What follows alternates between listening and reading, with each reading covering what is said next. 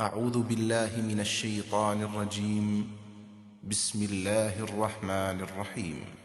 لا تجعل مع الله إلها آخر فتقعد مذموما مخذولا وقضى ربك ألا تعبدوا إلا إياه وبالوالدين إحسانا إما يبلغن عندك الكبر أحدهما أو كلاهما فلا تقل لهما أف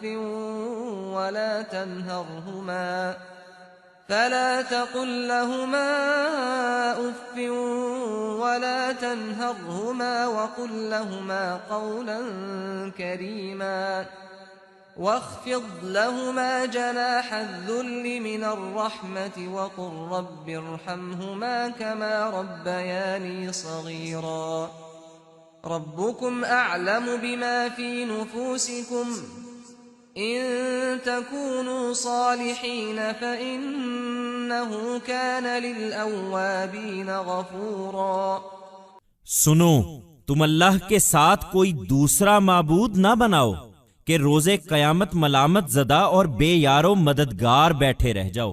تمہارے پروردگار نے فیصلہ کر دیا ہے کہ تم لوگ تنہا اسی کی عبادت کرو اور ماں باپ کے ساتھ نہایت اچھا سلوک کرو۔ ان میں سے کوئی ایک یا دونوں اگر تمہارے سامنے بڑھاپے کو پہنچ جائیں تو نہ ان کو اف کہو اور نہ ان کو جھڑک کر جواب دو۔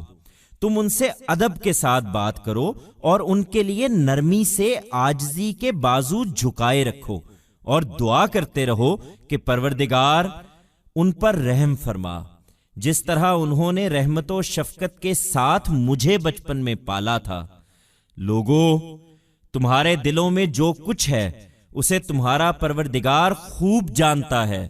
اگر تم سعادت مند رہو گے تو پلٹ کر آنے والوں کے لیے وہ بڑا درگزر فرمانے والا ہے۔ Listen. Serve no other deity except God, lest, on the day of judgment, you are left blameworthy and helpless. Your Lord has enjoined you to worship none but Him, and to treat your parents very well.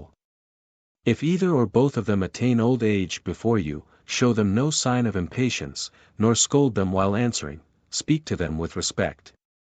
And with softness lower arms of tenderness on them and keep praying, Lord, be merciful to them the way they nursed me, with love and tenderness, in childhood. People, your Lord fully knows what is in your hearts. If you remain obedient, He is very forgiving to those who turn to Him.